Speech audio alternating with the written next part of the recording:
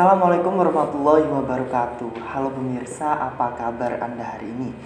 Senang sekali saya Yusuf Afandi kembali hadir bertemu dengan Anda. Kali ini pemirsa dalam program Nisaba Show, obrolan siswa Nisaba. Selama 30 menit ke depan saya akan hadir untuk Anda, tentunya berbagi pembahasan khususnya untuk para siswa SMK atau alumni yang siap untuk bekerja. Nah, tema kali ini adalah bagaimana peran siswa SMK dalam menghadapi kemajuan industri. Akan kami gali informasi untuk bursa kerja khusus atau bisa disebut dengan BKK. Kami sudah menghadirkan narasumber yang bersangkutan dengan tema kita kali ini. Beliau merupakan Wakahumas SMK Negeri 1 Bangil dan merupakan penanggung jawab dan pembukaan lowongan pekerjaan. Di samping saya sudah ada Bapak Holik. Halo Pak, apa kabar? Halo, Assalamualaikum. Waalaikumsalam Pak. Nah Pak, sedikit yang saya tahu tentang BKK.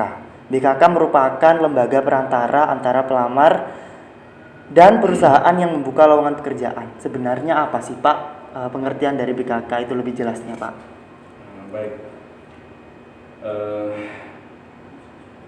Sebelum ke BKK mungkin saya coba bercerita sedikit tentang kegiatan di Humas. Iya Pak.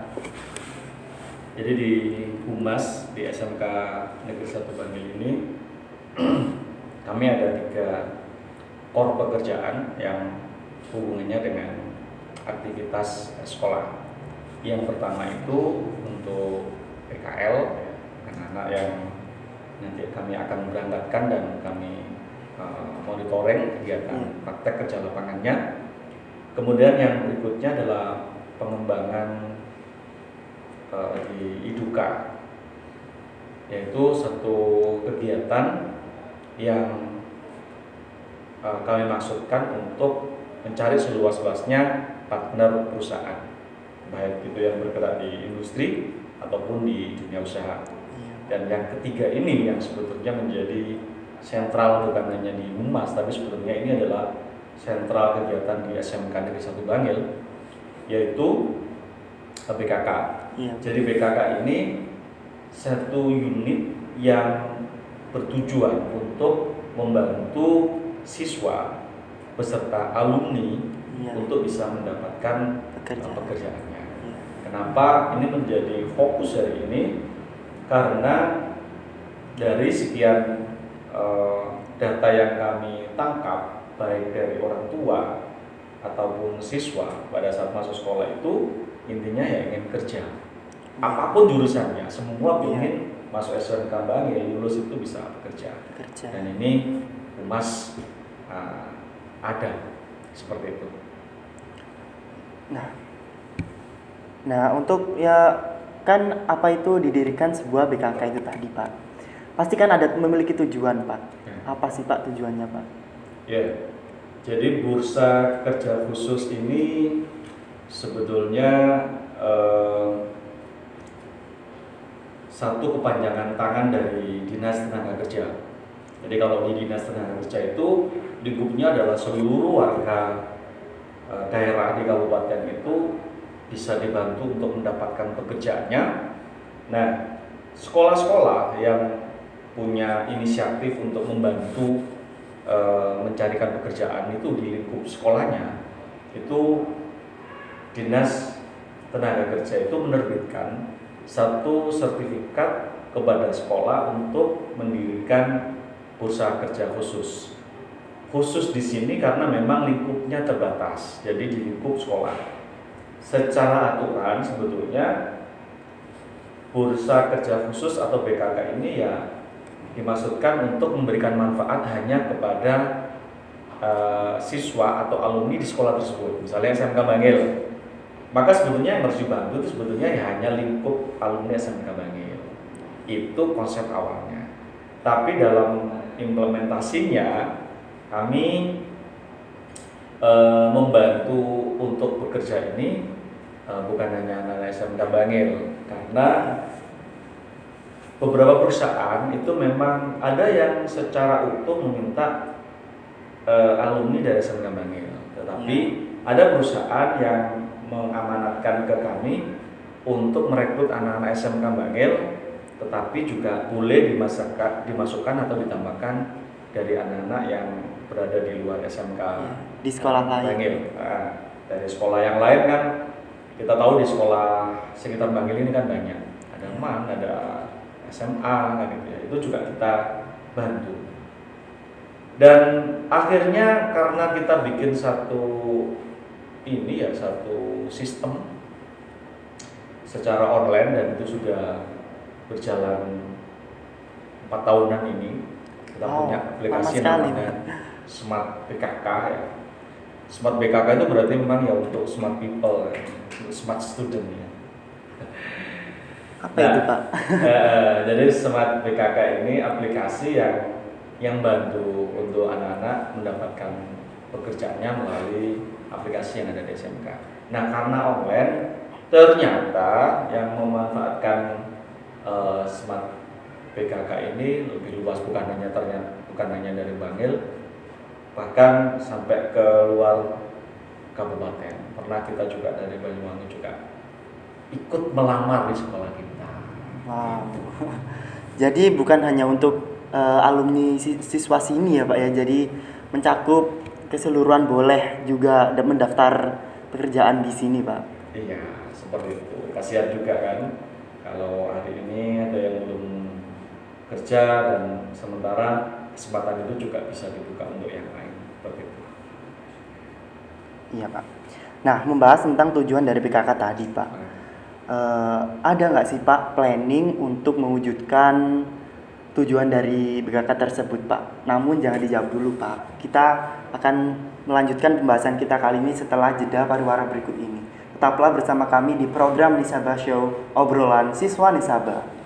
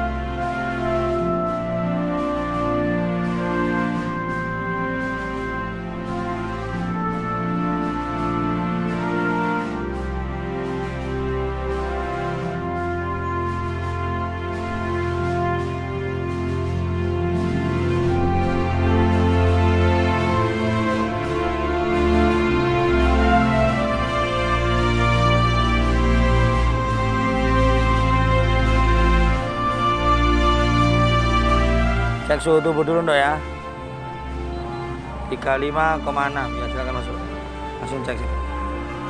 Cek suhu tubuh dulu Mas. 354. Yuk cek suhu tubuh.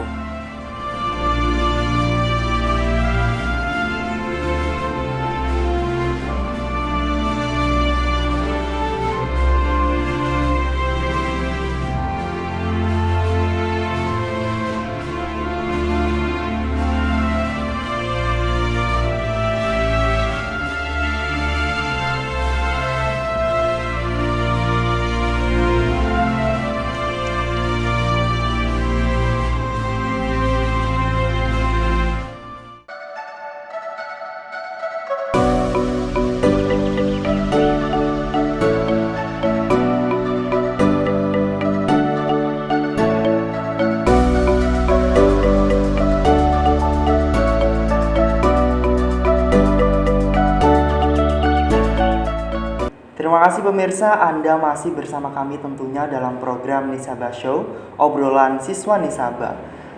Baik pemirsa, kita membahas terkait tentang BKK. Masih bersama dengan Pak Kholik selaku Wakahumas SMK Negeri 1 Bangil dan penanggung jawab pembukaan lowongan pekerjaan. Pemirsa, melanjutkan pembahasan di segmen sebelumnya tentang planning untuk mewujudkan tujuan dari BKK. Nah Pak, Ada nggak sih Pak rencana untuk mewujudkan tujuan tersebut? Ya, jadi di sebelumnya saya sudah sampaikan kita ingin bantu anak-anak untuk bekerja. Iya Pak. Nah, ada hal yang hari ini kami lakukan itu adalah mencoba untuk memahami pasar, mencoba untuk memahami kebutuhan industri. Karena kalau misalnya kita ingin membantu anak-anak untuk bekerja, tentunya kita perlu menyiapkan anak-anak ini dengan kebutuhan pasar, kebutuhan perusahaan, kebutuhan dunia industri kan gitu ya. Nah, di situ kita melihat bahwa sebetulnya era hari ini di 4.0 ini ada hal yang pergerakannya sangat cepat dibanding dengan jurusan yang ada di SMK.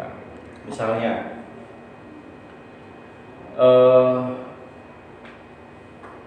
kemajuan teknologi yang ada di luar itu ternyata kita masih belum menyiapkan.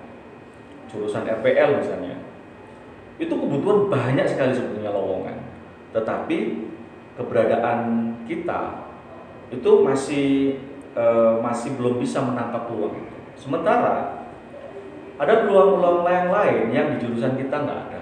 Nah, ini kami mencoba untuk menangkap itu sehingga selain anak-anak nanti bisa bekerja sesuai dengan jurusan masing-masing, tetapi ada peluang-peluang lain yang itu adalah pekerjaan-pekerjaan baru yang dulu mungkin nggak ada pekerjaan itu. Misalnya untuk di jurusan radio ya, dulu radio itu yang ngomong inilah wawancara ya, voice kan itu ya. Kita nggak pernah tahu Suara. nggak tahu orang yang bicara gitu ya. Suaranya enak banget, cantik apa. Nah, hari ini radio sudah mulai juga di-streamingkan. Terus ada lagi, misalnya ini yang bekerja untuk urusan medsosnya. Jadi hampir sekarang radio, televisi itu ada pekerjaan baru, medsos kan itu ya. Iya. Sebagian orang mungkin medsos ini sudah biasa, tapi bagaimana kita menangkap bahwa ternyata ada pekerjaan yang berhubungan dengan media sosial. Iya. Nah, ini salah satu contoh. Sebenarnya banyak sekali di luaran. Nah, contoh yang lain adalah misalnya di multimedia. Kita mengarahkan anak-anak bukan hanya untuk bisa mendapatkan pekerjaan setelah lulus, tetapi bagaimana anak kelas 10 sudah nanti bisa merasakan di bulan ketiga dia sudah bisa merasakan dapat uang. Dari mana? Hari ini sudah banyak sebetulnya tempat-tempat jualan produk desain, produk video, dan tidak harus menggunakan alat-alat canggih seperti di studio ini ya, kamera DSLR, kamera mirrorless, enggak, cukup mungkin dengan handphonenya mereka sudah bisa berkarya dengan teknik-teknik yang nanti diajarkan di sekolah. Nah, apa impactnya ketika anak sudah bisa mendapatkan benefit, mendapatkan nilai uang dari apa yang dikerjakan, dia akan ada pengalaman bahwa oh ternyata kerja itu seperti ini kan itu ya. Kerja itu ternyata tidak harus saya nunggu lulus. Dan itu saya berpikir akan punya dampak besar sehingga akan mengurangi beban yang menjadi target dari sekolah, yakni terus terang apalagi suasana seperti ini ya, pandemi ya, itu tren untuk keterserapan anak di industri menurun. Kenapa? Karena memang perusahaan juga dibatasi kan itu ya. Ada karyawan yang juga sudah ada pengurangan. Nah, tetapi ketika tren yang tadi misalnya mampu jualan desain, terus yang lain itu secara online itu sepertinya nggak berhenti. Justru malah pandemi ini dia malah trennya naik. Iya. Beli-beli kita mainnya online kan gitu ya, cukup aplikasi dan seterusnya. Nah, ini yang planning yang nanti kita akan kerjakan mulai sekarang dan ke depan. Dan ini nanti lintas.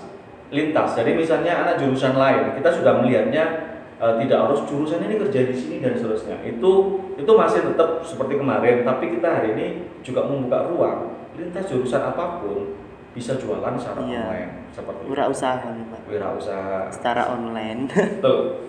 Nah, seperti itu, Pak. Nah, menurut Pak Oleg sendiri nih, apakah keahlian siswa SMK saat ini sudah sesuai dengan etos kerja yang dibutuhkan sebagai tuntutan dalam dunia pekerjaan? Baik. Gimana tuh Pak? Oke. Ini sebetulnya jawabannya analisa saya sebetulnya bukan hanya di SMK, ini kayaknya di banyak sekolah. Gitu ya. Tapi mungkin ya juga ini representasi dari sekolah kita. Mungkin sudah ada yang tahu, tapi mungkin juga di antara anak-anak banyak yang nggak tahu bahwa sebetulnya di perusahaan itu kan ada namanya HRD Ya. atau personalia lah yang orang awam banyak tahu. Personalia itu yang bagian merekrut. Nah, yang mungkin tidak banyak diketahui di anak-anak itu adalah bahwa mereka hari ini itu tidak banyak yang mencari hard skill. Hard skill itu misalnya jurusan PSBT, Iya. ya ini yang pingin jadi reporter, kepingin jadi apalagi kameramen dan seterusnya, itu hard skill. Artinya skill yang diajarkan di sekolah. Ya. Itu tidak banyak HRD itu yang Pak, saya cari anak yang butuh ini. Tapi ada ya, misalnya jurusan listrik itu masih cari seperti itu. Tapi jurusan yang lain atau HRD yang lain yang banyak diomong itu bukan itu yang dicari. Dia butuh soft skill. Apa itu soft skill? Kan gitu. Iya. Apa itu soft skill? What the meaning of soft skill? Gitu ya. Bertanya-tanya. Iya, jadi ini bisa diadop oleh yang lain bahwa kemampuan yang diinginkan oleh perusahaan itu adalah kemampuan soft skill. Apa itu? Kerjasama, kepemimpinan, bisa mengatur waktu, Disiplin gitu. Iya, mungkin disiplin, tapi mungkin lebih spesifik ke pengaturan waktu, kan itu ya. Kemudian apa tadi? Kerjasama dan yang hubungannya dengan kemampuan seperti itu, mampu bekerja keras, tahan terhadap tekanan, mampu mengikuti perubahan. Itu yang sebetulnya diinginkan oleh perusahaan. Artinya kalau ngomong gitu, jurusan apapun bisa. Seperti itu. Nah, baik Pak, kita akan kembali lagi membahas tentang selanjutnya setelah jeda perkara berikut ini. Tetaplah bersama kami di program Nisaba Show, obrolan siswa Nisaba.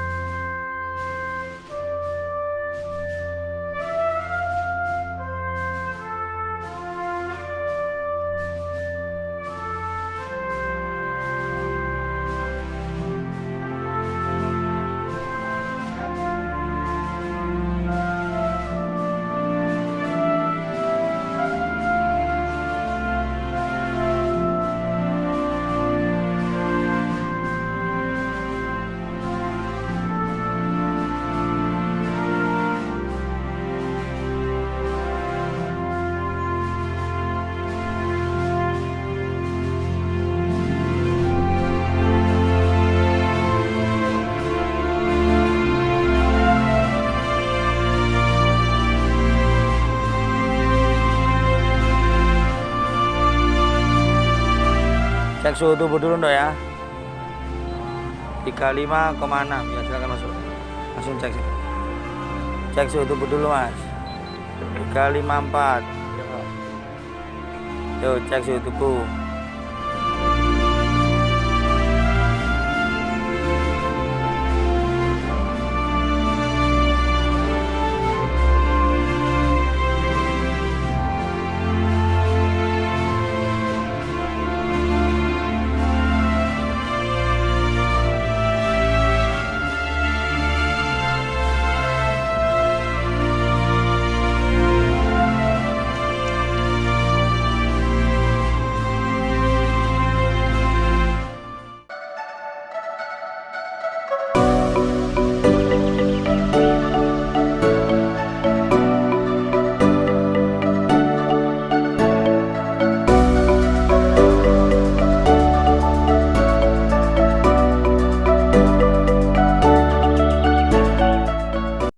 Anda kembali menyaksikan program Nisaba Show, obrolan siswa Nisaba.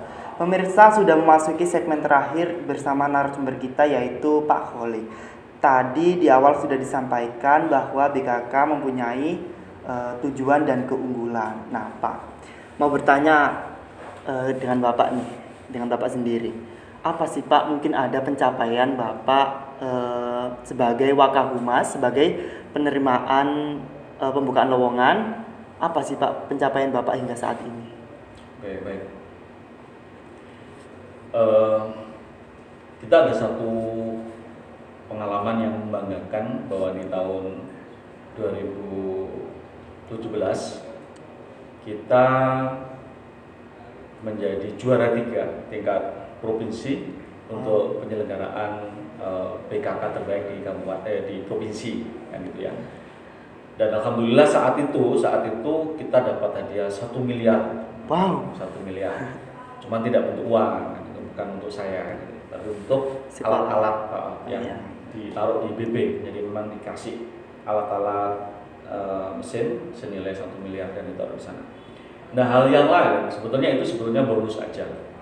Bahwa penghargaan berupa juara itu karena kita telah melakukan hal-hal yang dianggap oleh juri itu mempunyai dampak, yaitu kita mampu berpartner dengan perusahaan-perusahaan baik skala kecil maupun besar yang partner tersebut itu bukan hanya untuk tempat PKL, tempat magang guru, tetapi juga melakukan rekrutmen. Dan hubungan seperti ini, hubungan antara sekolah dengan perusahaan yang bisa dipakai untuk tempat rekrutmen itu tidak banyak terserah. Jadi perusahaan itu sepertinya punya standar atau seleksi ya, punya cara sendiri untuk menentukan sekolah mana yang dipakai untuk tempat Bekerja sama gitu. iya, untuk perekrutan. Iya. Perekrutan. Kalau kerja sama kan kita sudah, tapi untuk perekrutan. Nah, karena memang tidak semua sekolah ya, di Kabupaten Pasuruan ini yang punya kerjasama yang seperti itu, maka sekolah-sekolah lain juga sering mengincar lowongan apa yang ada di SMK Bangil. Persaingan gitu Pak. Kalau dianggap saingan, saya sih tidak menganggap saingan ya. Saya malah bersyukur bisa membantu alumni, bukan hanya alumni Sini. nah, tapi juga alumni yang lain. Iya. Kalau di hadisnya kan ada itu ya, Apa Pak? khairun nas Anfa'ul linnas. Kalau sekolah ya sebaik-baik sekolah yang bermanfaat Bagi ya, sekolah untuk lainnya. sekolah lain dan alumninya. Dan ini kalau di sisi BKK itu, jadi kita jumlah perusahaan yang sudah bekerja sama dengan SMK Bangil ini banyak. Nah, di antara ratusan ya, di antara itu Ratusan, banyak banget Pak ya. ya ratusan, karena kan campur itu antara kerjasama yang untuk PKL, kerjasama yang untuk magang guru, kerjasama yang untuk perekrutan. Nah, yang perekrutan ini kita punya perusahaan-perusahaan besar yang skalanya internasional, ya misalnya PT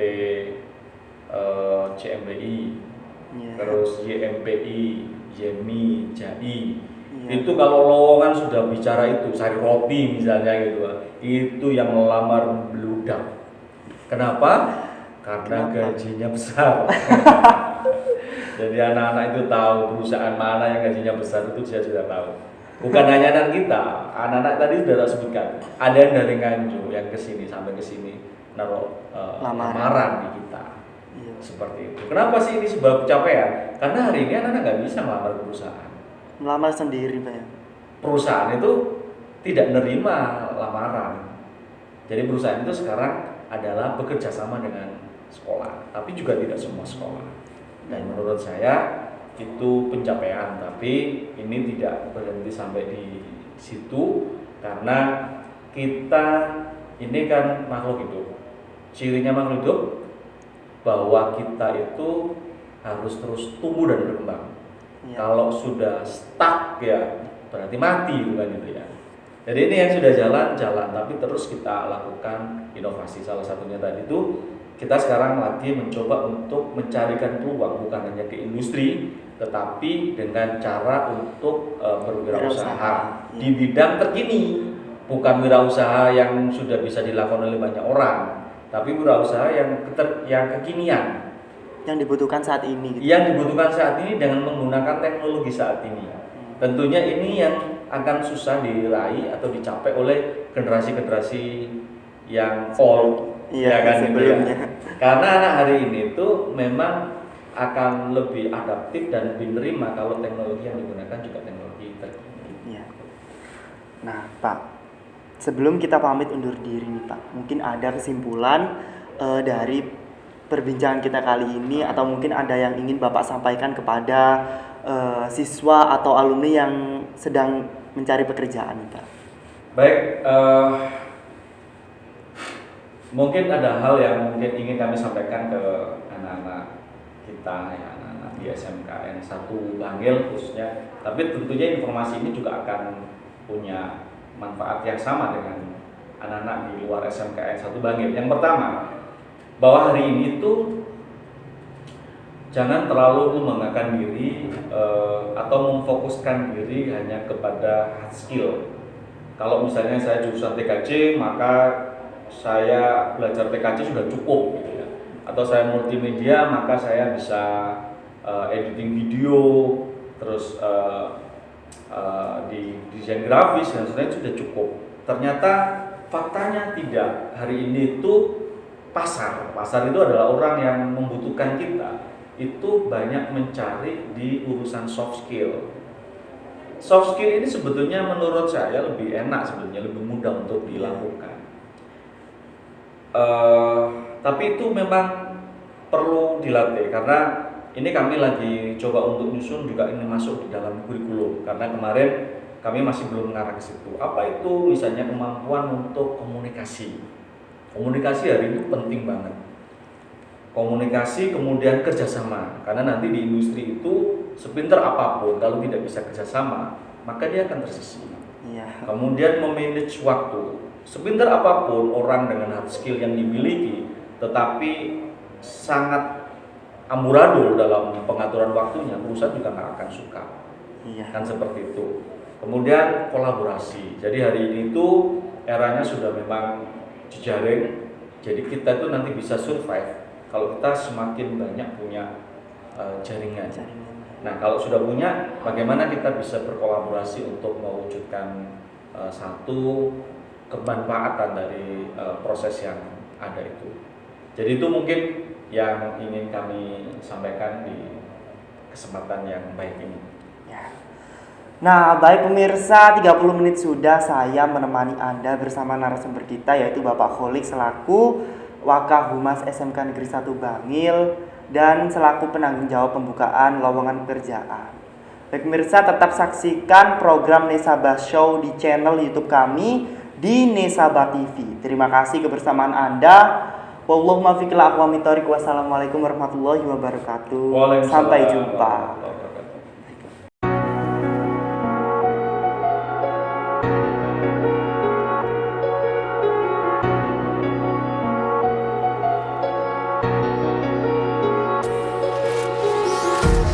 Empty hearts and neon lights, they're playing with my mind. Gotta get out of here tonight.